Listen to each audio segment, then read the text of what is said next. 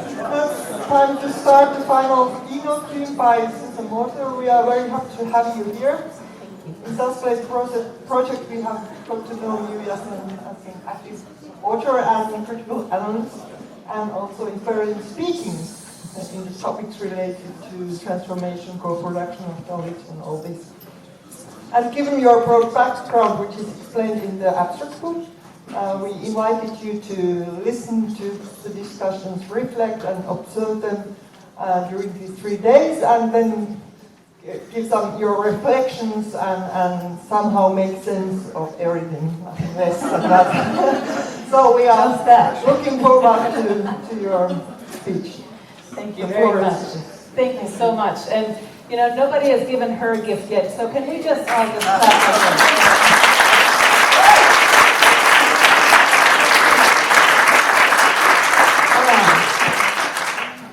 So, small, simple task to reflect on 3 days of amazing discussions and make sense of it, and send you all home smiling and satisfied. And oh my God.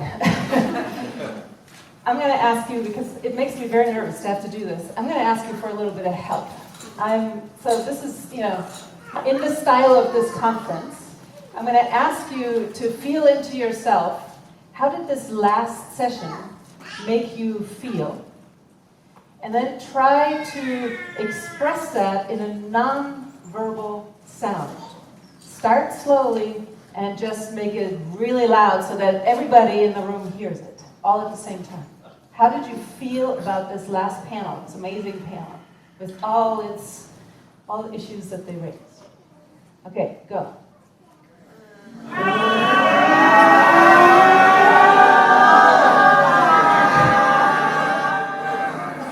Yeah, that's kind of how I felt.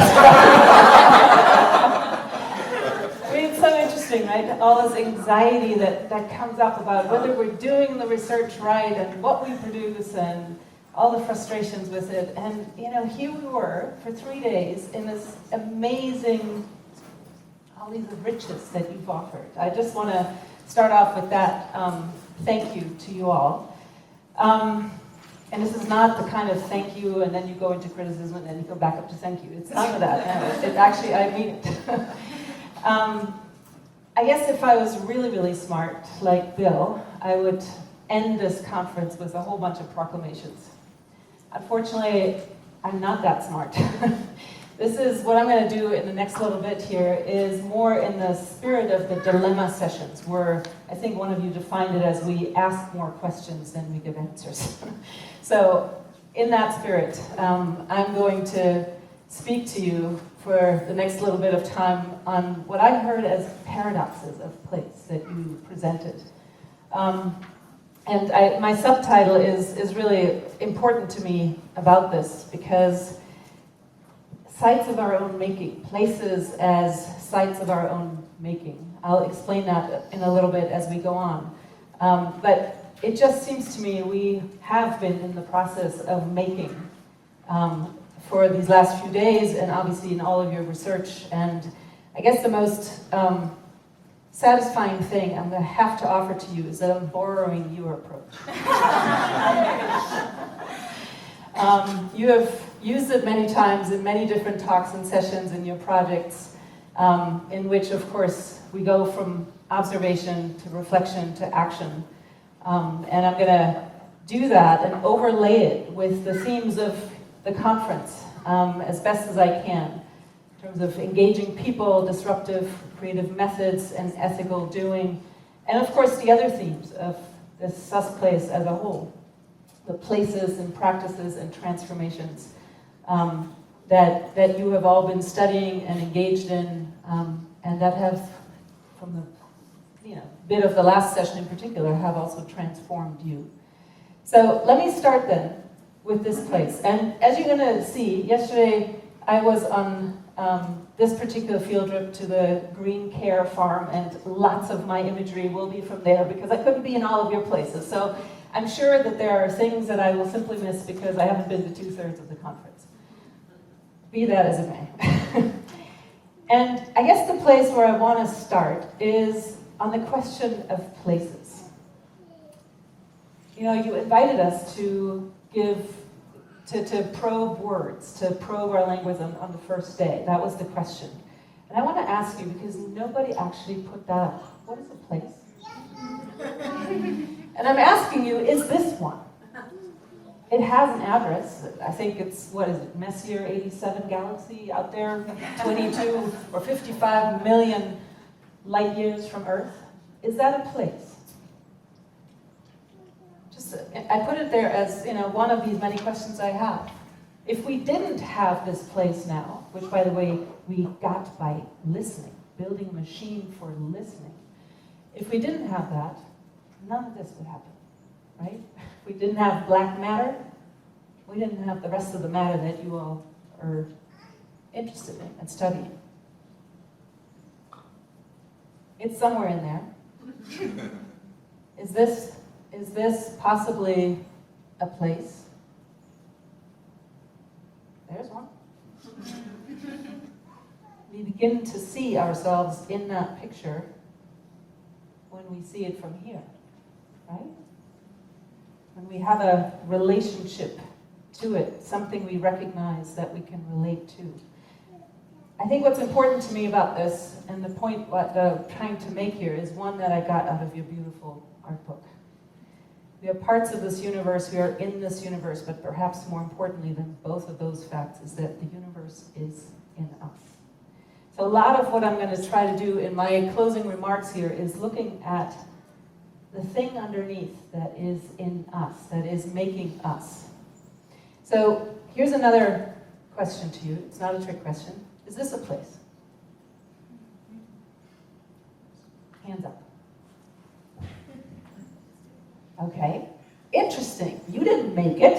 It's none of your business, right? You didn't make it. But of course, it is a sign of insect life, which then allows us to have agriculture in certain places, right? It's another thing that we didn't have anything to do with, another address in the universe that completely affects our places. So here's the point. This is what I mean by places as sites of our own making. We typically hear that as something we make. We even hear it sometimes as something we caused, as in the way of maybe even saying it's our fault, right? But what about if it also was this transitive interpretation, that it's places where we are being made? Or as, I think it was your final word yesterday, places of our own becoming, right? So I want to take you through this conversation about place as a way that we make it, or as a way to understand it as something we make and something that makes us. So starting from this place, this is the places that you have studied. And again, I've been looking around for pictures from your places because not all of them I could hear, but they struck me as incredibly beautiful places. Look at this. This is yesterday's. One of those many places. One farm, one case study. Lots of happy faces. This is a photo I stole from Paigu Rabio. I'm sorry if I mispronounced your name, but another place that we generate. Here are many more, and I just, these are the ones that I could steal from your photographs and slides, so forgive me for doing that. But in many ways, these gorgeous places with people in it, having amazing tactile and lived experiences. And it made me wonder, whatever you're learning from this, all the lessons that you're pulling out of this, would they hold as robustly, let's say, if you went to a place like this? Does the word paradise mean anything to you? Paradise in America has become a symbol. It's a town in California that burned down to the ground completely, a town of 26,000 people. 18,000 structures lost. They start from scratch. I guess I want to ask you, as you're beginning to conclude your own harvesting of this, test out your questions, your answers against places like this. Or this. This is a level. Being recreated. When you start from this complete and utter destruction, not the beautiful places, altered, I grant you, modified, degraded in many ways, but complete destruction. Do the lessons that you come up with hold? Are they robust? Or think about a place like this, the issue of mobility, flow, and the more sedentary interpretations of place have come up. Would your lessons hold if you're talking about a place like this where people are making place every day? Or this? I just want to point your attention to the right tower up there where it says, "We are in Soweto, and Soweto is in us." I didn't make this up. Somebody else already thought this. So again, this is placemaking, sustainable placemaking. Do any of the lessons that you come up with last here or here? Gaza.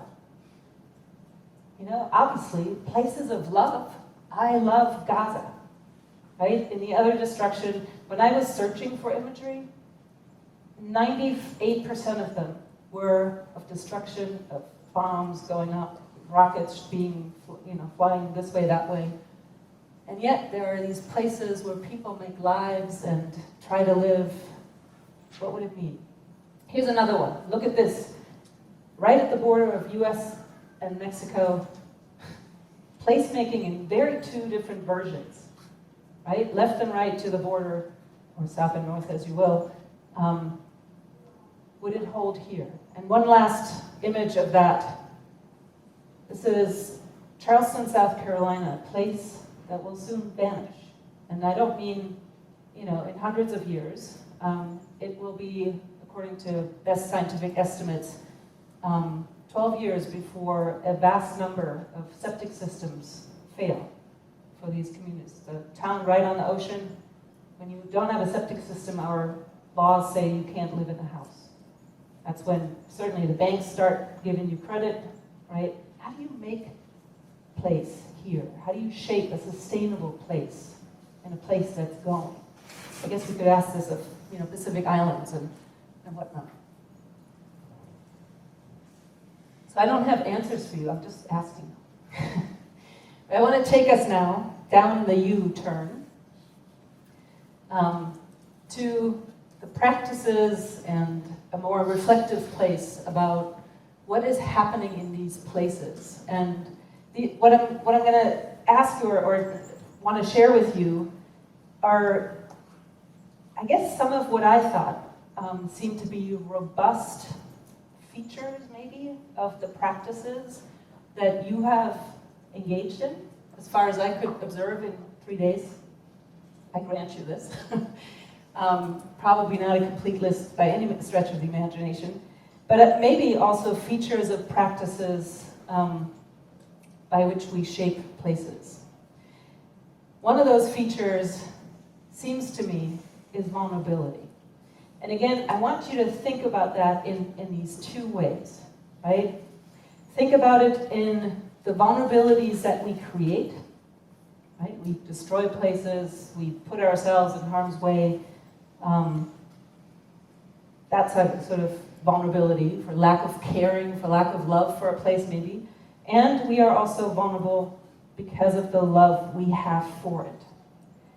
In so many of your stories, I heard your own vulnerability in going to these places to work there. And I mean that as a researcher and as a practitioner. Both categories of actors, if you will, put themselves in, I guess, I don't want to call it harm's way. It's not like you're going to be hurt, but you might hurt. I'm going to put up here, and you knew it, I was going to use Dixit. I mean, we all got converted yesterday to using this game, so in case you haven't been yet, this is the way to go for it. The one that one of my table mates picked was the one with the armor with the vulnerable child inside. And I wanted to use a quote here from David White, a writer and poet, who said, "We go into our work and we hope in work with the armored professionality of a vocation that will be held immune from the heartbreaks of life. But if you're sincere about your work, you should not know how to proceed at times." Now, isn't that true for what we just heard on that last panel? That tells you you're sincere. You should not know how to get from here to there. And that puts you into a proper relationship with the world. Why? Because you have to ask for help. That's what you all did. The only way you can not have your heart broken is not to care. All of you care deeply for the places that you study, for the places in which you act. And it just seems to me this is maybe the first feature of just being born, I suppose, into any place. Another one that I heard and saw illustrated in many ways is about generosity. And again, I want to emphasize this is the generosity we bring to the places and to each other, but it's also the generosity that we experience by way of what is gifted to us in those places, in those projects, by those people.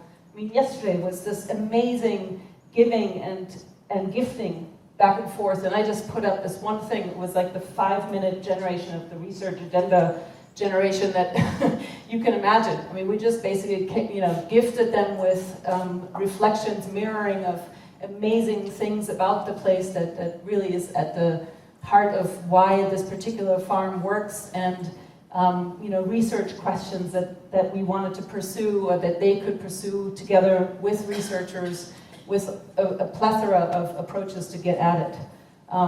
And so it just, it brought to mind this Thomas Berry quote of, we're not just looking at objects, we're constantly in interaction with other subjects. We are subjects, the place is a subject, has its own agency. I'm going to, again, steal from you. You have very beautifully spoken about poets as the unacknowledged legislators of the world. So I'm going to read you something about generosity that I found profound, and it's a poem by Marge Piercy, The Seven of Pentacles. I don't know if any of you know it, but she says, "Under a sky the color of pea soup, she is looking at her work, growing away there actively, thickly, like grapevines or pole beans, as things grow in the real world, slowly enough. If you tend them properly, if you mulch, if you water, if you provide birds that eat insects a home and winter food, if the sun shines and you pick off caterpillars, if the praying mantis comes and the ladybugs and the bees, then the plants flourish, but at their own internal clock, time. Connections are made slowly. Sometimes they grow underground. You cannot tell always by looking at what is happening. You cannot tell always by the things, by looking at what is happening. Just think about that for your research. More than half the tree is spread out in the soil under your feet. Penetrate quietly as the earthworm that blows no trumpet. Fight persistently as the creeper that brings down the tree. Spread like the squash plant that overruns the garden. Gnaw in the dark and use the sun to make sugar. Weave real connections, create real nodes, build real houses. Live a life you can endure. Make love that is loving. Keep tangling and interweaving and taking more in. A thicket and bramble wilderness to the outside, but to us, interconnected with rabbit runs and burrows and lairs. Live as if you liked yourself, and it may happen. Reach out. Keep reaching out. Keep bringing in. This is how we're going to live for a long time. Not always, for every gardener knows that after the digging, after the planting, after the long season of tending and growth, the harvest comes.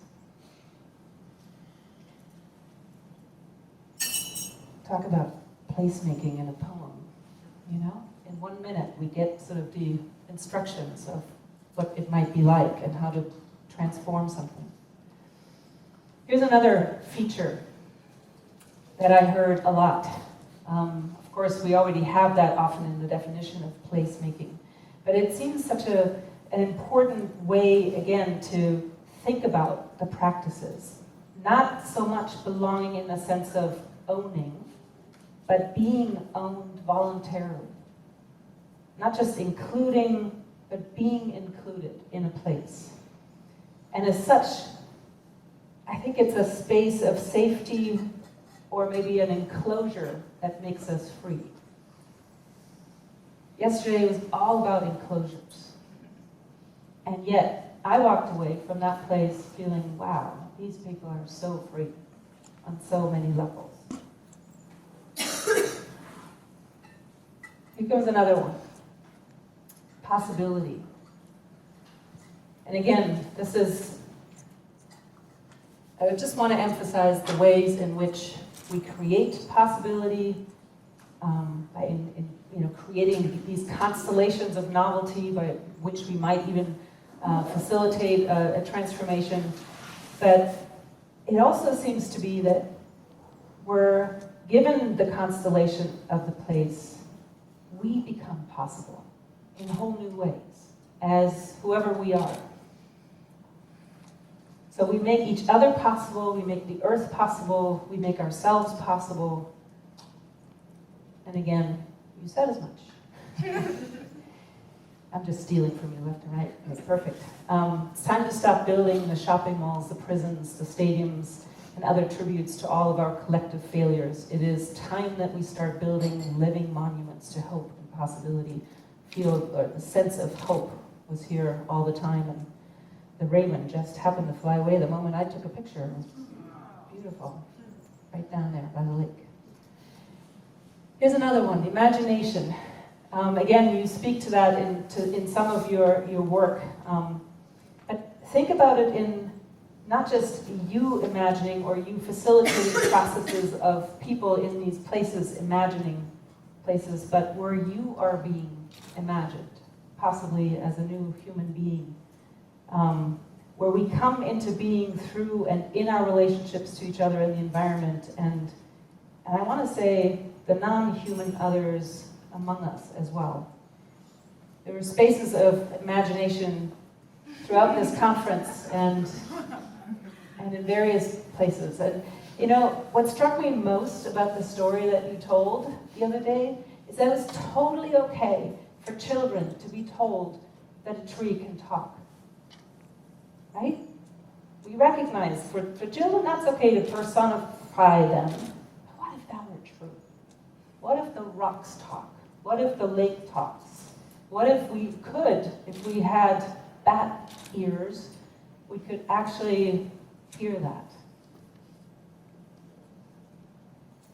The last one of these that I want to put up that struck me is this way of being of participating in the dynamics of place by being there with your research and informing through your research the action that takes place, but also in this being, if you will, shaped by the future, by the place, by the people there, by the dynamics of the place. And in that way, getting a whole new understanding. Yesterday, or the last 3 days, you just invited us to be co-designers, participants in creating language that works. This is obviously stolen from what you all did, but you know, it's such an interesting idea this morning, this talk that one of you, I don't know if she's still here, gave on sort of the interpreting language and how important that is to not necessarily bring it all into English or to be very careful about the connections across different languages and what happens. So I just put these in a relationship with each other. They seem to somehow flow for me, and you know, of course, I'm with Bill again. It's not as simple as just a circle and going around. But importantly, it seems like the place is imbued by what others, Cantrell and Seneca, called the infrastructure of power and agency, a theme that ran through the entire conference. Underneath each is agency. Underneath each is a form of power, various powers, if you will. And it strikes me as really important to question, how do we use these features of our practice to actually move them, not just to maintain, right, the situation that we're in, because it's not a good one necessarily, but to move them in the service to life. And, you know, one could say simplistically enough that the opposite is just as possible. We heard it many times, the urgency that we're facing, the threats that we're looking at. But of course, while we might, you know, move systems in that service of life, we have to degrade systems that destroy us.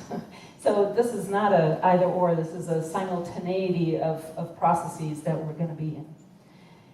Which then brings me to the question of where are we going? What are we doing with that? We're ascending out of the U, as you might notice. And of course, we're going to act together. There's a picture of something I saw at the university in Helsinki. It was very helpful. So we might bring all of these practices to bear on beautiful future. Maybe we are acting in ways that support life, but you know, I cannot emphasize enough that there are physical and political powers underway that might get us more quickly to this situation, which some of us have learned, I'll attribute this in a moment, or think about it as a disaster made come true by a refusal to make the world a matter of care, an unprecedented looking away, or a time when every fiber of our being is interlaced and even complicit in the webs of processes that must somehow be engaged and must be repatterned. So this is Donna Haraway in her book, Staying with the Trouble. And it strikes me as, you know, as much as we are engaged in the positive place shaping or attempts to do that, we're also still in that at the same time. It's like 1 foot here and 1 foot here. And, you know, we talked earlier, again on the panel, how difficult it is to actually step out of those systems. One of the things that I want to warn, in using her words, is, you know, it's a fine line, she says, between acknowledging the extent and seriousness of the troubles and succumbing to abstract futurism and its affects of sublime despair and its politics of sublime indifference. None of you struck me as indifferent, you wouldn't be here. But this is often who we work with, right? That either it's too late, it's, you know, we can't do anything, or I don't care, I can't be engaged possibly in this matter. And how difficult it is for us to sort of bring people to looking at that as a step-off point into creating the places we would much rather have and the spaces. I think it's really important to never forget in anything that you write up out of this, that while you are, you know, looking at sustainable placemaking, there are forces far larger than what happens in these places toward unsustainability. So how do we engage that and actually get at the roots of some of these really troubling dynamics and processes? And of course, she invites us to stay with the trouble. Some of you use this in your own work, and I want to just simply share with you some of the ways in which she defined it in case you haven't read this book. The first one is to let yourself simply be disturbed by it, which is right there, a really big and challenging demand. To become capable of response, as you have defined it many times in your own work, as responsibility.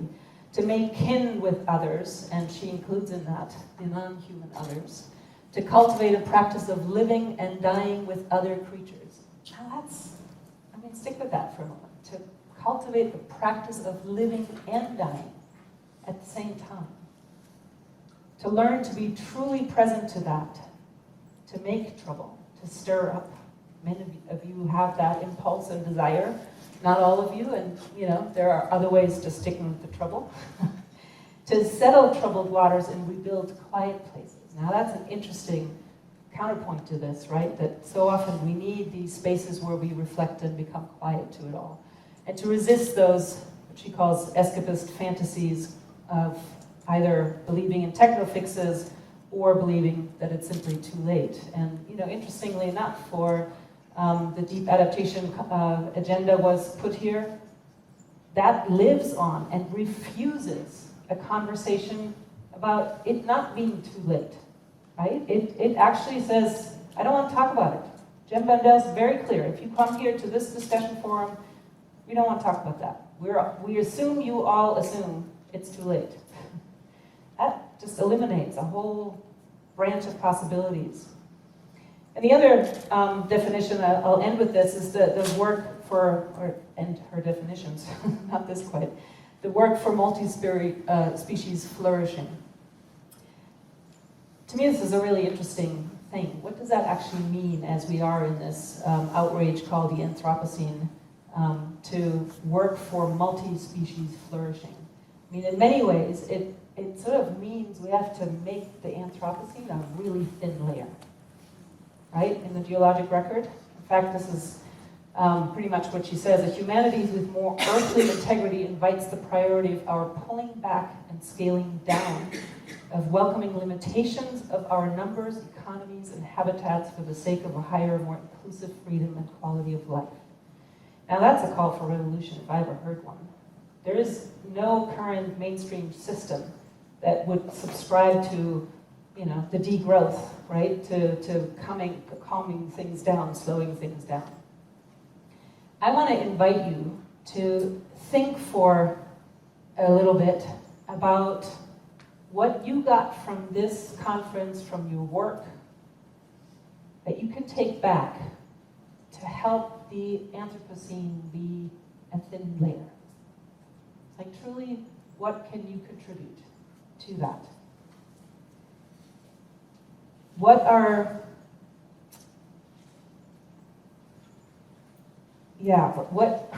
I guess earlier we put it on the panel is, what can we change in the present time, right? We can't change the past. We might have a limited amount to show for in terms of creating the future, but what really can we do to stay with the trouble and to make the Anthropocene a short thing?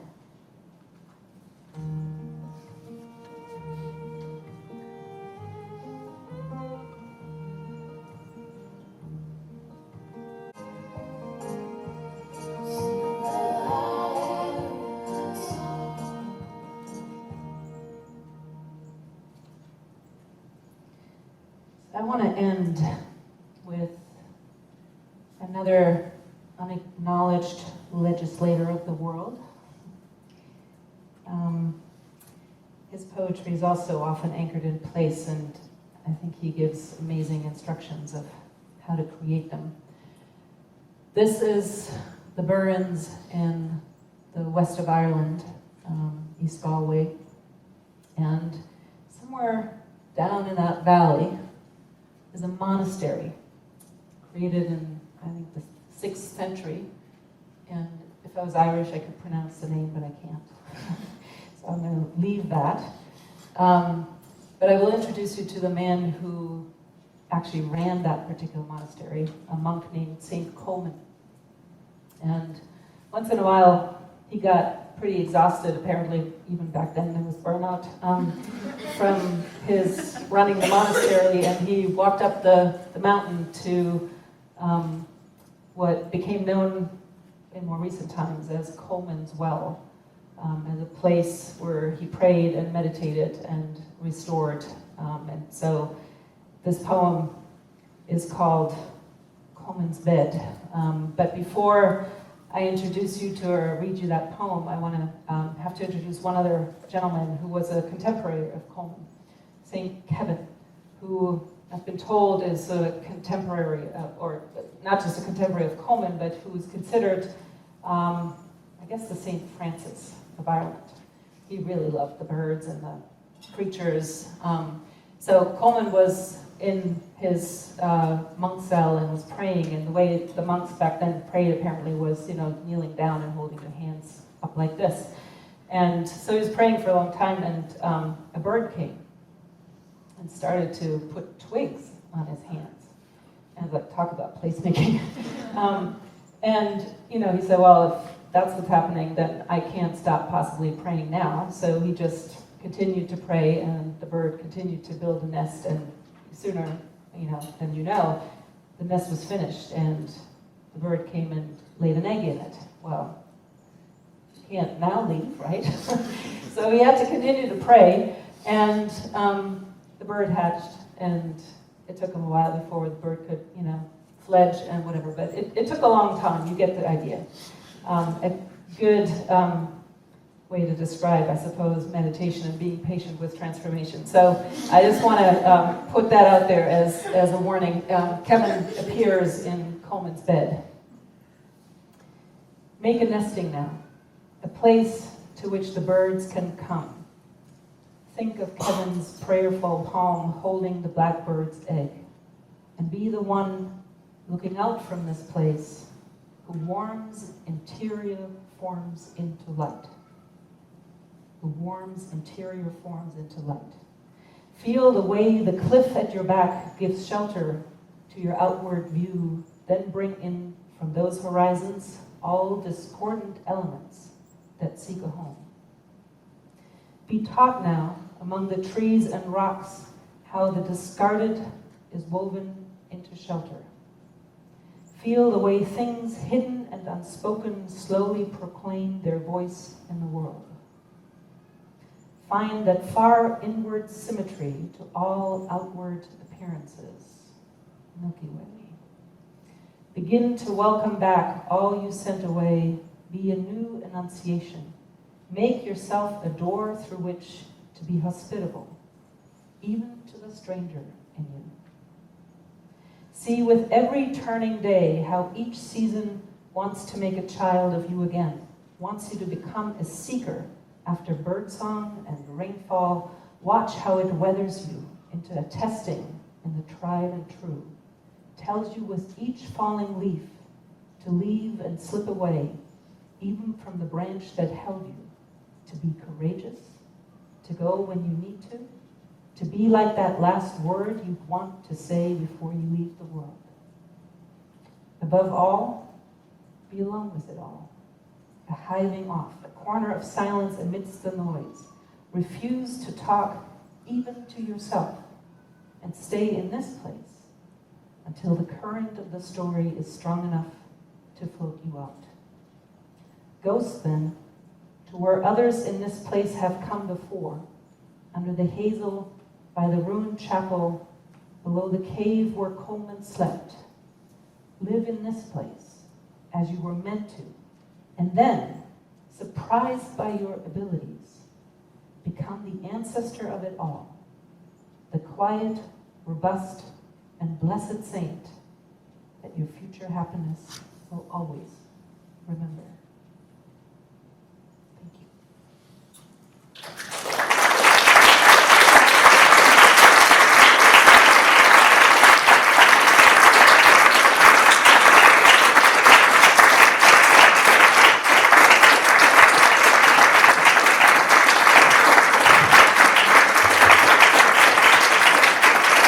Thank you, Susan, for this so beautiful, amazing talk.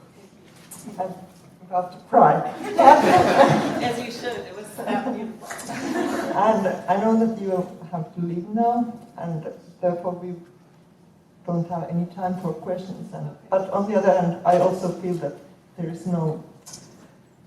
we cannot add anything, and it's better just to take your words and these beautiful pictures with us back home and think about them. So, on behalf of all the participants, I would like to thank you and safe trip back home. Thank you.